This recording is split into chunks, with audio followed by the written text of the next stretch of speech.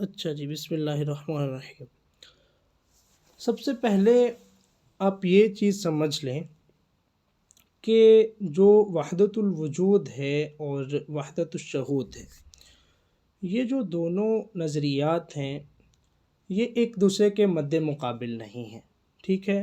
ایسا ہرگز نہیں ہے کہ ایک نظریہ وحدت الوجود کا جو شیخ ابن العربی انہوں نے پیش کیا، آپ نے یہ ساری گفتگو بڑے اچھے غور سے سمجھنی ہے، سننی ہے، یہ آپ کے لیے بہت مفید ہوگی انشاءاللہ۔ تو پہلی ہم بات یہاں سے آغاز کر رہے ہیں کہ وحدت الوجود اور وحدت الشہود جو ہے دونوں نظریات ہیں، دونوں فلسفیز ہیں۔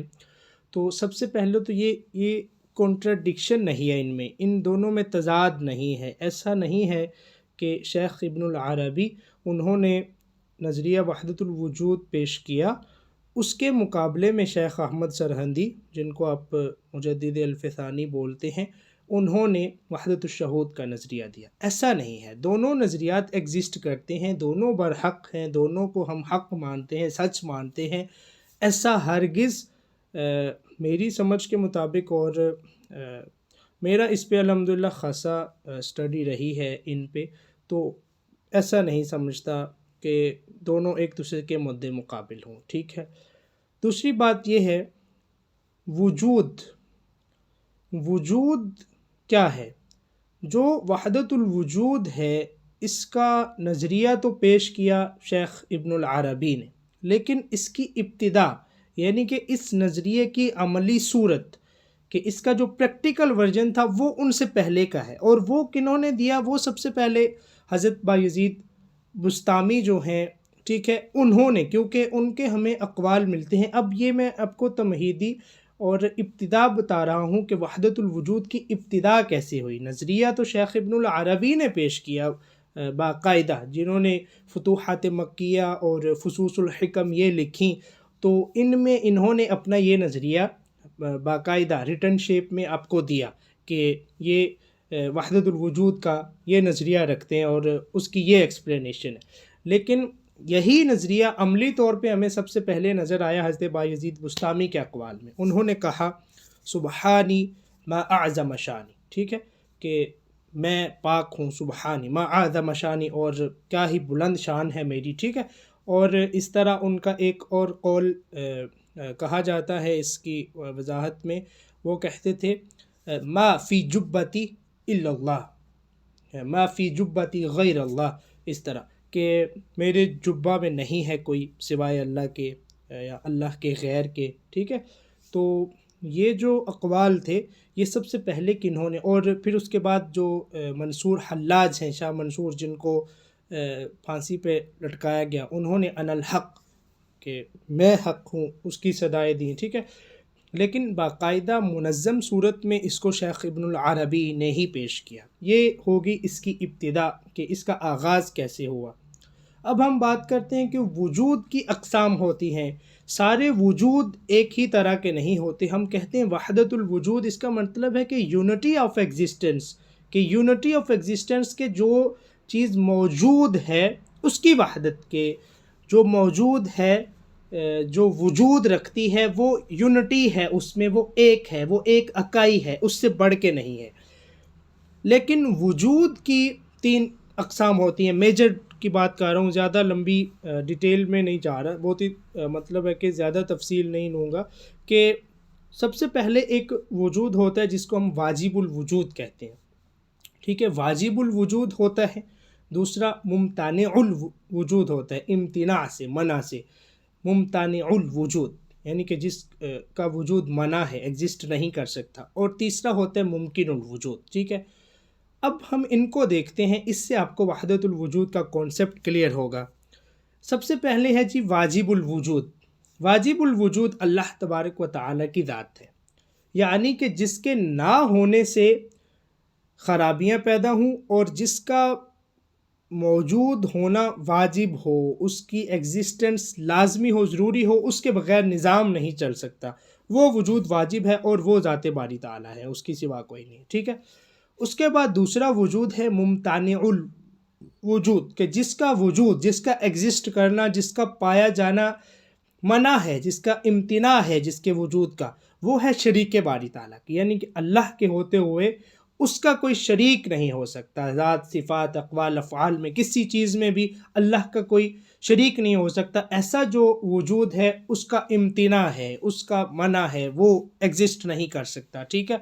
اور تیسرا وجود ہے جی، جس کو ہم نے بولا کہ وہ ہے ایک واجب الوجود ہو گیا اور ممتنع، اور تیسرا ہے ممکن الوجود۔ ممکن الوجود اللہ کے سوا جتنی بھی چیزیں وجود رکھتی ہیں، انسان ہے، حیوان ہے، چرند پرند، وہ یہ سارے ممکن الوجود ہیں۔ ممکن الوجود کی اگر آپ وضاحت چاہیں تو ممکن الوجود وہ ہوتا ہے کہ جس کے ہونے سے یا نہ ہونے سے کوئی ذرا فرق نہ پڑتا ہو۔ اس کی میں آپ کو ایک مثال دوں گا، آپ کو اچھے سے سمجھ آئے گی کہ جب ذوالفقار علی بھٹو پہ کیس ہوا نا کہ اس بندے کو پھانسی لگا دی جائے گی یہ قصوری والے کیس میں، تو وہ کہتا تھا کہ جس دن مجھے پھانسی ہوگی راوی میں، دریائے راوی میں پانی کی جگہ خون بہے گا، ٹھیک ہے۔ لیکن اب آپ دیکھیں کہ تاریخ بتاتی ہے، اور جو اس وقت کے دیکھنے والے تھے، حاضر ناظر لوگ تھے، وہ کہتے ہیں کہ بھٹو کو پھانسی ہو گئی لیکن دریائے راوی میں پانی ہی بہا تھا، کوئی خون نہیں تھا۔ اب اس کا مطلب یہ ہے ممکن الوجود کہ بھٹو تھا پھر بھی کوئی فرق نہیں پڑا دنیا کے نظام کو، اور وہ چلا گیا پھر بھی کوئی نہیں، یعنی کہ ہم ہوں گے، آج ہیں کل نہیں ہوں گے، آج ہیں کل نہیں تھے، ٹھیک ہے، تو آنے جانے سے کسی چیز کو کوئی فرق نہیں پڑتا۔ ایسا وجود ممکن الوجود ہوتا ہے، اور اس میں اللہ کے سوا جتنے وجود ہیں وہ سارے آتے ہیں، ٹھیک ہے۔ اب اس کی ہو گئی۔ اب تیسرے سٹیپ پہ ہم چلتے ہیں، جو عقیدہ یا جو نظریہ ہندو رکھتے ہیں، وہ رکھتے ہیں نظریہ حلول، کہ جس میں حائل، یہاں پہ کسی نے بولا حائل اور چیز ہے۔ حائل تو ہم پردہ بمعنی رکاوٹ استعمال کرتے ہیں نا، تو حائل یہ نہیں ہے۔ حلول تو مکسچر ہے نا، کہ جو سولو ہو جاتا ہے، ڈیزولو ہو جانا۔ اب حلول کیا ہے؟ حلول یہ ہے کہ آپ نے پانی میں کوئی کلر مکس کر دیا، پانی میں آپ نے رنگ ڈال دیا ہے، کوئی کلر آپ نے اس میں ڈیزولو کر دیا، مکس ہو گیا، تو اب آپ اس کلر کو پانی سے جدا نہیں کر سکتے، یہ ہے ڈیزولو، یہ ہے حلول، ٹھیک ہے، اس کو ہم بولتے۔ تو ہندو کہتے ہیں کہ نظریہ حلول ان کے نزدیک یہ ہے کہ اللہ کی ذات جو ہے وہ باقی جتنے وجود ہیں ان میں حلول کر گئی ہے، ان میں ڈیزولو ہو گئی ہے، ٹھیک ہے، کہ یعنی کہ اب کوئی انسان ہے، کوئی حیوان ہے، کوئی چرند ہے، پرند ہے، اس کے وجود میں اللہ کا جو وجود ہے وہ ڈیزولو ہو گیا، وہ اس میں حلول کر گیا۔ تو ان کے نزدیک وحدت الوجود کا یہ کانسیپٹ ہے، ٹھیک ہے، وہ اس کو نظریہ حلول مانتے ہیں کہ اللہ تبارک و تعالیٰ کی ذات دوسرے جتنے ممکن الوجود ہیں، اشیاء ہیں، انسان ہیں، حیوان ہیں، چرند پرند ہیں، ان میں ڈیزولو کر گئی، ان میں حلول کر گئی، وہ اس کو مانتے ہیں نظریہ حلول۔ لیکن ہمارے ہاں جو شیخ ابن العربی نے نظریہ پیش کیا وحدت الوجود، وہ یہ نہیں ہے، ٹھیک ہے، جس کی وجہ سے بہت سارے علماء فقہا نے ان پہ فتوے لگائے، ان کو برا بھلا کہا، ان کو زندیق کہا، ان کو اور بھی بہت سارے اس طرح کے القابات، کلمات ان کے بارے میں بولے۔ لیکن وہ کس وجہ سے تھے؟ کیونکہ یہ مکسچر بن گیا کہ جو ہندوؤں کے نزدیک تھا نظریہ حلول، انہوں نے کہا کہ یہی وحدت الوجود کا کانسیپٹ ہے، اس کو ہم نہیں مانتے، وہ ہے بھی نہیں یہ والا، ٹھیک ہے، نظریہ حلول۔ اس پہ اگر وحدت الوجود شیخ ابن العربی کا بھی یہی ہوتا، ہم بھی کہتے کہ جنہوں نے ان پہ طعن و تشنیع کیا، جو کچھ بھی کہا وہ ٹھیک کہا، کیونکہ نظریہ حلول کے ہم قائل نہیں ہیں۔ لیکن وحدت الوجود کیا ہے؟ وحدت الوجود ہمارا مین ٹاپک ہے۔ وحدت الوجود یہ ہے بھئی کہ ایک وجود ہے ممکن الوجود، ایک ہے واجب الوجود، لیکن جو ممکن الوجود ہے وہ جب ریاضت کرتا ہے، مجاہدہ کرتا ہے، اپنے نفس پر محنت کرتا ہے، تو وہ واجب الوجود کے قریب ہوتا ہے، ٹھیک ہے۔ اس کی اگر آپ مثال دیکھیں کہ اب جو سورج ہے وہ بھی روشنی دیتا ہے، ٹھیک ہے، ایک دیا ہے، ایک چھوٹا سا چراغ ہے، وہ بھی روشنی دیتا ہے۔ اب سورج کا اپنا وجود ہے، وہ اپنی ایگزسٹنس رکھتا ہے، وہ ایک علیحدہ، ایک سیپریٹ آئیڈینٹی ہے، ایک اس کی علیحدہ پہچان ہے، اس کا علیحدہ وجود ہے۔ اور یہاں پہ جو ایک دیا ہے، ایک چراغ ہے، اس کا اپنا وجود ہے، ٹھیک ہے۔ لیکن اب آپ اس دیے کو اٹھا کے، اس چراغ کو اٹھا کے چمکتے سورج جب دن 12 بجے کا ٹائم ہو اس کے سامنے رکھ دیں، اس کی کوئی ویلیو، اس کی کوئی اوقات ہوگی سورج کی روشنی کے سامنے؟ اس کی تو ایسے ہے کہ جیسے اس کا وجود ہے ہی نہیں، ٹھیک ہے۔ اب وحدت الوجود شیخ ابن العربی اور جو صوفیاء ہیں ان کے نزدیک وحدت الوجود بھائی یہ ہے کہ جب ممکن الوجود اپنے نفس کا مجاہدہ کر کے، اپنے نفس پر محنت کر کے، عبادات و ریاضات کر کے اس مقام پر پہنچتا ہے کہ وہ واجب الوجود کا نظارہ کرتا ہے، اس کی تجلیات تک پہنچتا ہے، اس کو واجب الوجود کی ذات باری تعالیٰ کی تجلیات نصیب ہوتی ہیں، تو وہ وہاں پہ چمکتا سورج جب دیکھتا ہے تو اس وقت وہ کہتا ہے کہ بھائی یہ جو میں وجود رکھتا ہوں یہ تو ایسے ہے کہ جیسے ہے ہی نہیں۔ سیم ایسے جیسے دیے کو سورج کے سامنے رکھ دیں تو دیا کہے گا کہ بھائی سورج کے ہوتے ہوئے میری کیا ویلیو ہے۔ تو وہاں پہ جو یہ صوفیاء ہوتے ہیں، جو یہ شیوخ جو تصوف کے متصوفین ہوتے ہیں، یہ وہاں پہ کہتے ہیں کہ بھائی یہ تو ایسے ہی ہے کہ جیسے ہمارا وجود ہے ہی نہیں، یہی ایک وجود ہے، ٹھیک ہے۔ اس کو وحدت الوجود کا نام دیتے ہیں، اور اس وقت وہ کہتے ہیں کہ انا الحق، یا جس طرح شیخ انہوں نے بایزید بستامی نے کہا کہ سبحانی ما اعظم شانی، کہ اس وقت وہ کہتے ہیں کہ ہمارا وجود تو ایسے ہے کہ جیسے وجود ہے ہی نہیں۔ اس کو وحدت الوجود کہتے ہیں، یونٹی آف ایگزسٹنس، ٹھیک ہے۔ اب ہم بات کرتے ہیں اس کی کہ وحدت الشہود کیوں اس کے متضاد نہیں ہے اور اس کے مد مقابل نہیں ہے۔ بھائی آپ دیکھیں کہ وحدت الشہود کیا ہے۔ وحدت الشہود کسی شاعر کا انہوں نے کہا تھا کہ تجلی تیری ذات کی ہر سو ہے، جدھر دیکھتا ہوں تو ہی تو ہے۔ وہ یہ ہے کہ آپ شیخ احمد سرہندی کہتے ہیں کہ وجودوں کی بات ہی نہ کریں، بلکہ آپ یہ دیکھیں کہ آپ پھول کھلتا دیکھیں گے، کوئی پھل دیکھیں گے، آس پاس آپ نظارے دیکھیں گے قدرت کے، تو آپ کو ہر چیز میں، ہر شے میں اللہ کی قدرت نظر آئے گی، اس کا نور نظر آئے گا چمکتا ہوا، ٹھیک ہے۔ تو وہ کہتے ہیں کہ یہاں پہ یونٹی آف شونس ہے کہ اس میں آپ کو نظارہ اس قدرت کا، اس نور کا مظہر، وہ مظاہر نظر آئیں گے۔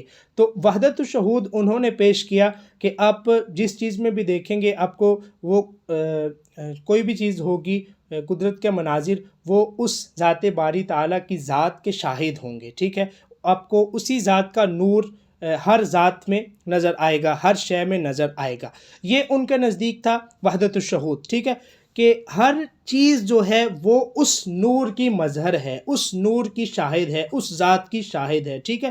لیکن جو وحدت الوجود تھا وہ تھا یونٹی آف کیا ہے کہ یونٹی آف ایگزسٹنس سے وہ اس چیز سے منع نہیں کرتی کہ اللہ کے علاوہ، جیسے کہتے ہیں کہ لا معبود الا اللہ، لا موجود الا اللہ۔ تو جب ایک چیز ذہن میں رکھیں، یہ جو موجود ہے اور وجود ہے، اس میں ایک بڑی فلسفیانہ بحث ہے کہ وجود کیا ہوتا ہے اور موجود کیا ہوتا ہے، ٹھیک ہے۔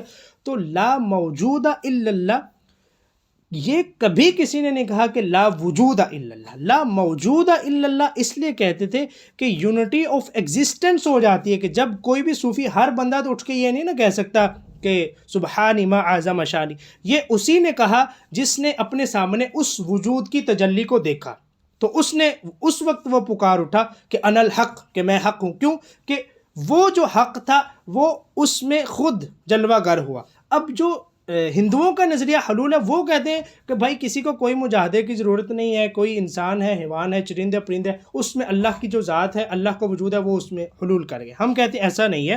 جس نے انسانوں کی حد تک بات ہے کہ جس نے مجاہدہ کیا اپنے نفس اجازت، جس نے اس نور کی تجلی کو، اس وجود کی کے نور کو اپنی آنکھوں کے سامنے دیکھا، اس میں وہ نور اترا، اور اس نور نے آ کے بولا کہ بھائی تیرا وجود تو ایسے کہ جیسے ہے ہی نہیں۔ یہاں پہ کیا ہے کہ لا موجود الا اللہ و لا معبود الا اللہ۔ میرے نزدیک، میرا جو اسٹڈی ہے، جن لوگوں کو میں نے پڑھا سنا، میرے نزدیک ان دونوں نظریات میں، دونوں فلسفی میں کوئی تضاد نہیں ہے۔ کوئی انہوں نے اس طرح سے بیان کیا کہ جو شیخ ابن العربی کو اگر آپ ان کے نظریے کو تفصیل سے پڑھیں تو وہ اس چیز کے قائل ہیں کہ اللہ تبارک و تعالیٰ کی جو ذات ہے وہ واجب الوجود ہے، اور ہم جو انسان ہیں ہم ممکن الوجود ہیں، ٹھیک ہے۔ اور اس کی میں نے آپ کو وضاحت دے دی۔